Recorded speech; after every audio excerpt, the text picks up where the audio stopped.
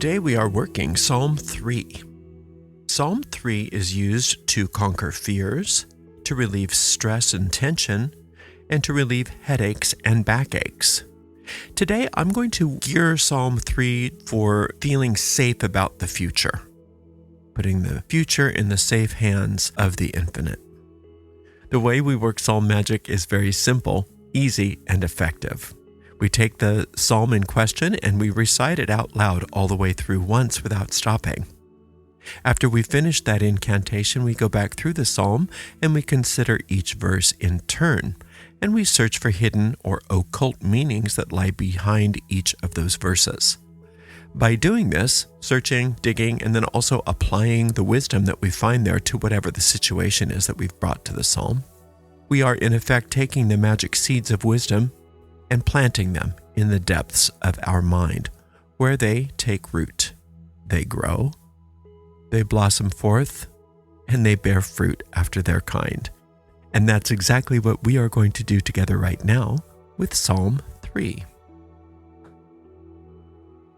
Lord, how are they increased that trouble me? Many are they that rise up against me. Many there be which say of my soul, there is no help for him in God, Selah. But thou, O Lord, art a shield for me, my glory, and the lifter up of mine head. I cried unto the Lord with my voice, and he heard me out of his holy hill, Selah. I laid me down and slept, I awaked, for the Lord sustained me. I will not be afraid of 10,000s of people that have set themselves against me round about. Arise, O Lord, save me, O my God, for thou hast smitten all mine enemies upon the cheekbone. Thou hast broken the teeth of the ungodly. Salvation belongeth unto the Lord. Thy blessing is upon thy people.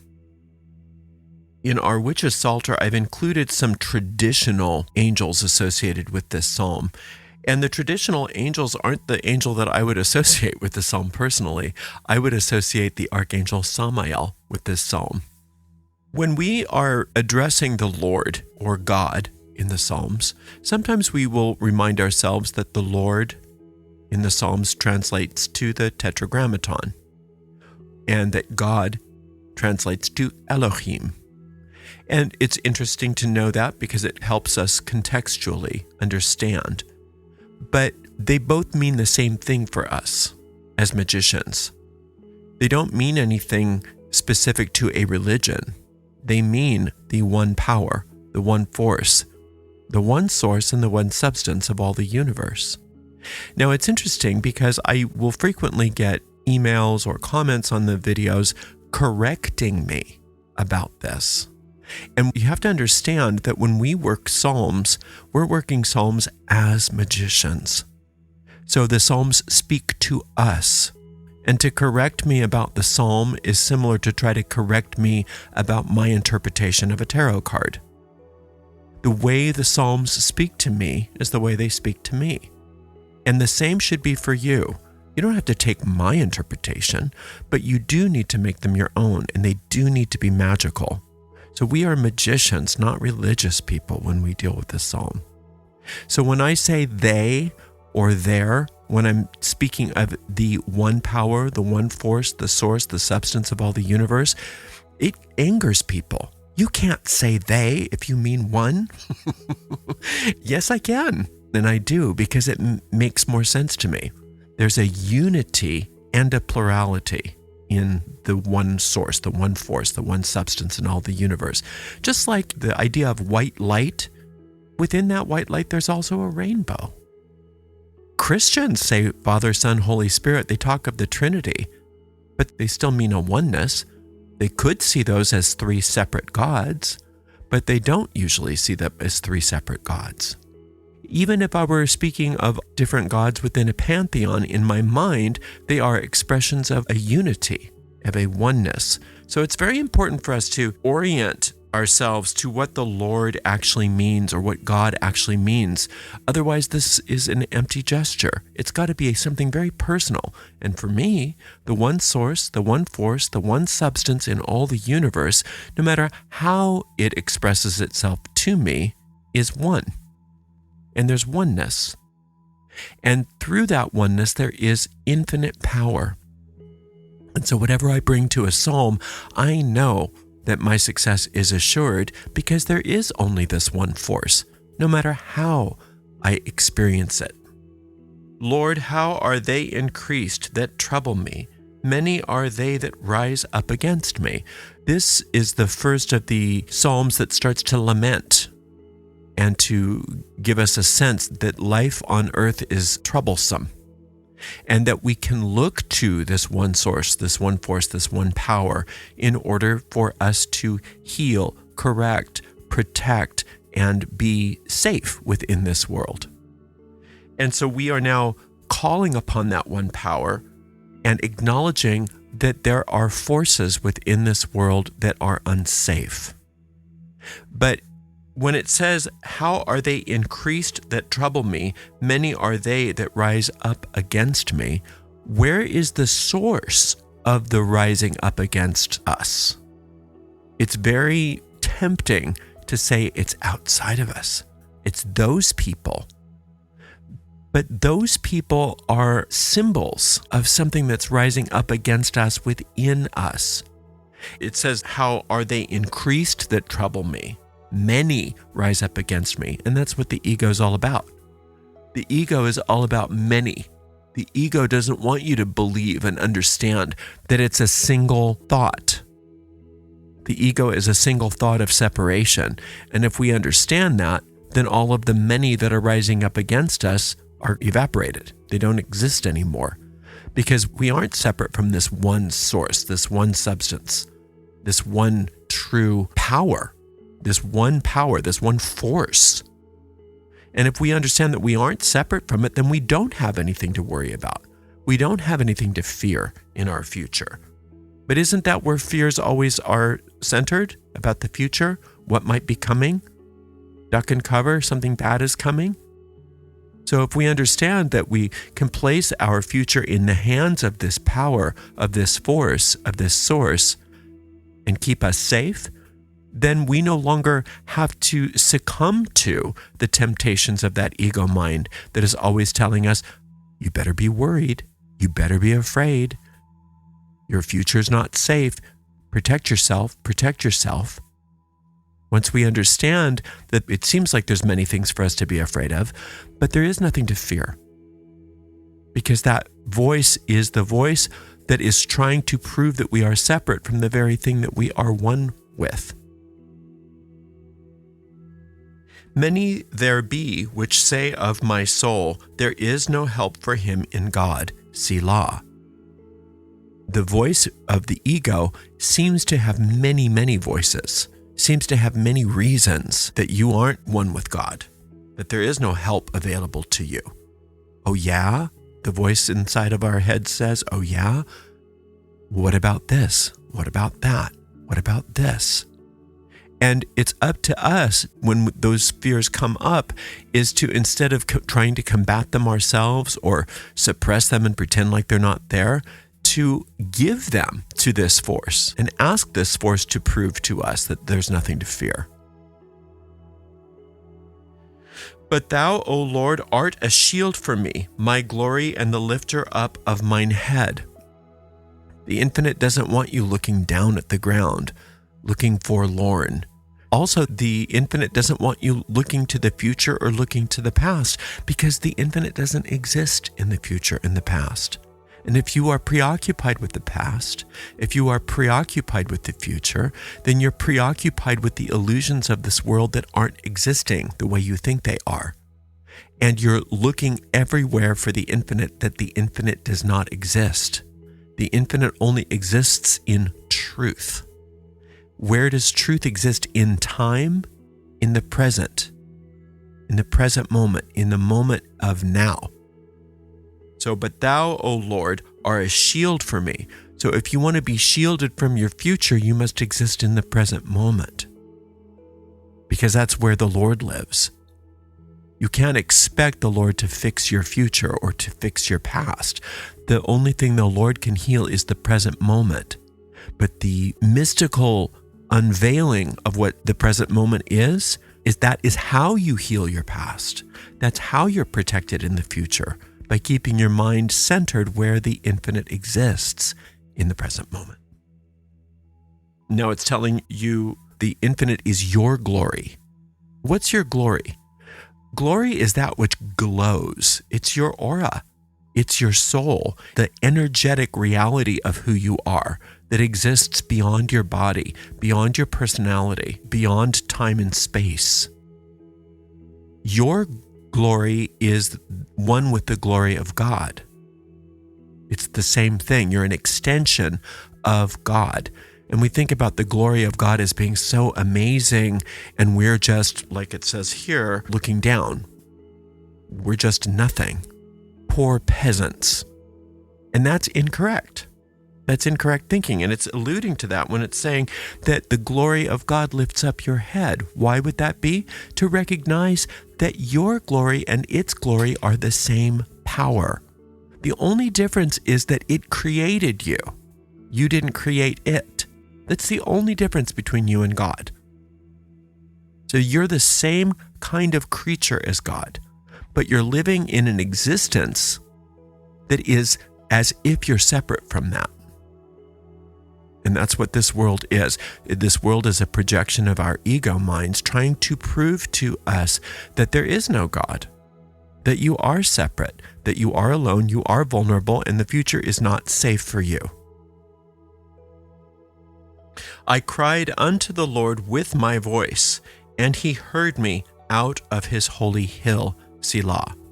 Just as a reminder, Selah is a musical direction, and it means to pause. And so when we see Selah, it's trying to get us to really integrate what was just said, to just really think about that thing. So I cried unto the Lord with my voice. You can cry unto the Lord with your physical voice, and that's absolutely fine. But it's important to understand that your voice, in this sense, means your will. You are taking your will and you're calling out. You're making the first step. And that's essential because the infinite's got this rule that it doesn't interfere with your free will. But if your will is that you be helped by the infinite responds to that because it's one of the qualities of the divine is responsiveness. But you've got to take the first step. So I cried unto the Lord with my voice. Now, when it puts it in the past tense, it speeds it up. You've already done this, it's saying.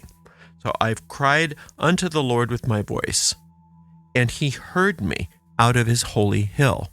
His holy hill is the place that exists within you, where you and the infinite are one.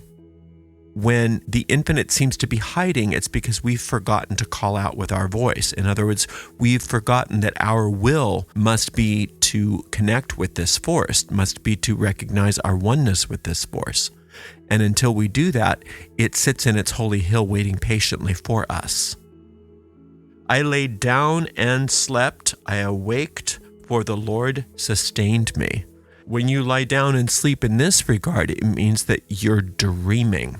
It's not that you're sleeping so that you can be refreshed. It means that you're sleeping being unconscious to the truth about who you are, who the infinite is, what the world is, what your power is, how vulnerable you are, how vulnerable you aren't, all of those things. So when you're asleep in this sense, you are dreaming the dreams of your ego. And when you cry out to the Lord says, wake up.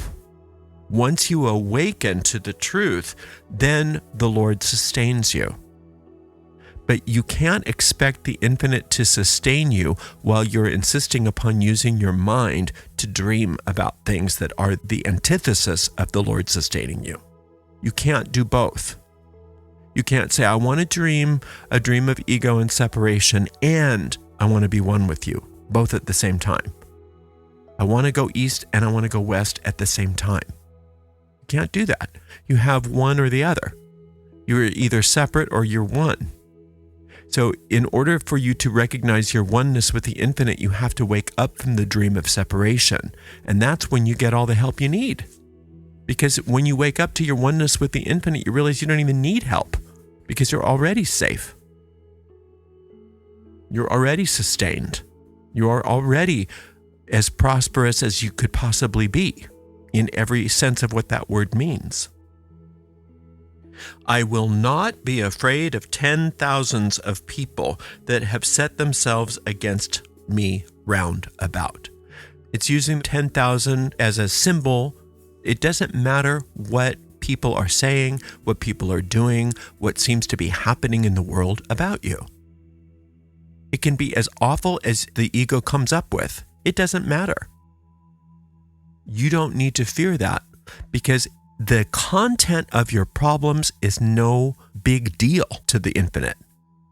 It doesn't say, "Oh, that's too hard for me. I'd help you if it was easier, but no, I can't help you with that one." No, it understands that you're dreaming the dream of the ego, and that if you awaken, then the infinite can help you, because the infinite helps you understand and perceive things correctly. And when you're perceiving things correctly, you realize that there's nothing too difficult for the infinite. Difficult and easy aren't concepts in the celestial realm. So I will not be afraid of 10,000 people that have set themselves against me round about. You have nothing to fear. And remind yourself of that when you're worried about what's coming. I have nothing to fear.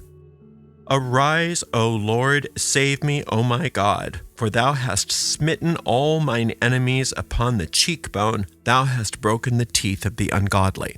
Now, this is a very ancient symbol.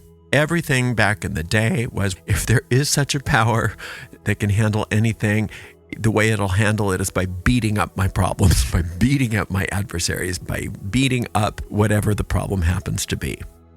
Now, the infinite's not going to beat anybody up for you. That's not the whole idea. But this is where the Samael imagery comes in. Samael is that angel of war. And what it's saying is, when you have the desire to beat up your problems, when you have the desire to go out and just slash your problems, instead of beating up your problems and slashing your problems, give them to the infinite and let it do the battle for you.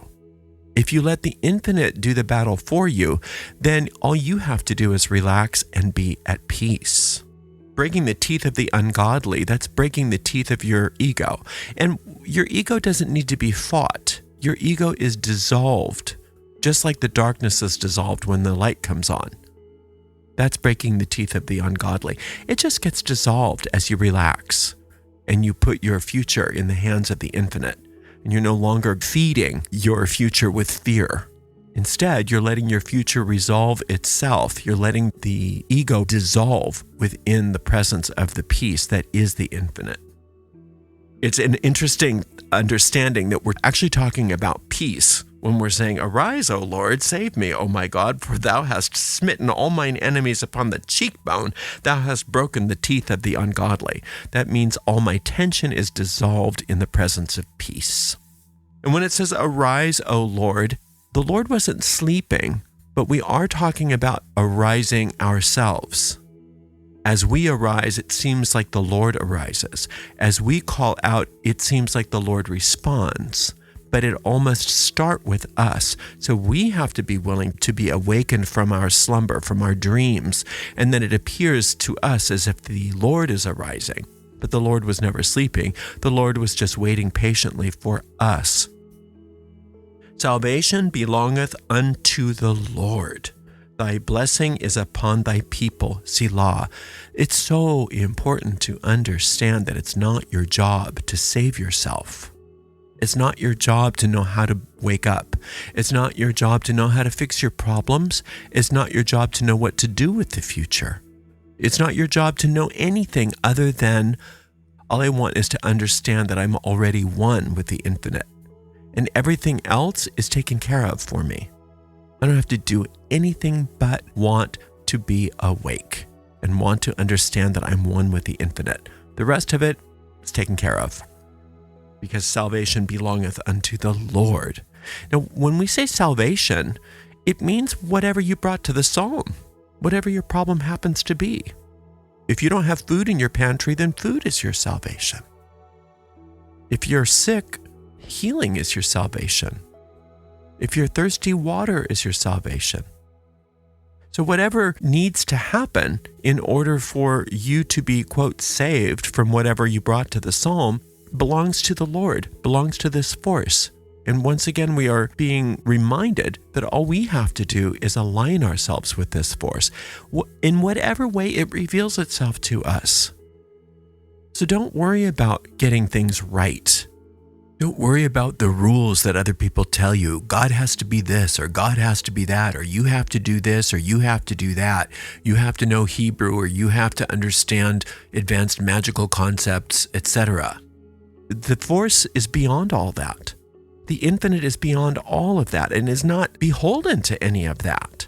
Those laws don't come from the infinite. The infinite is your creator. It extends itself as you. It loves you.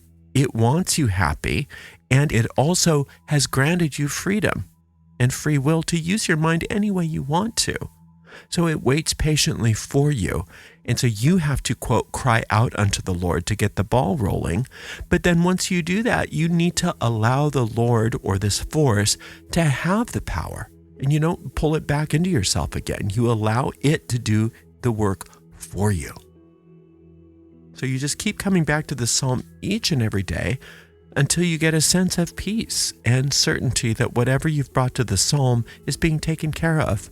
And you'll get that little click. You'll know that all is well. And as soon as you know that, that means your spell has been cast and you don't even have to think about it anymore, let alone cast anymore for it. And you can just move on to something else.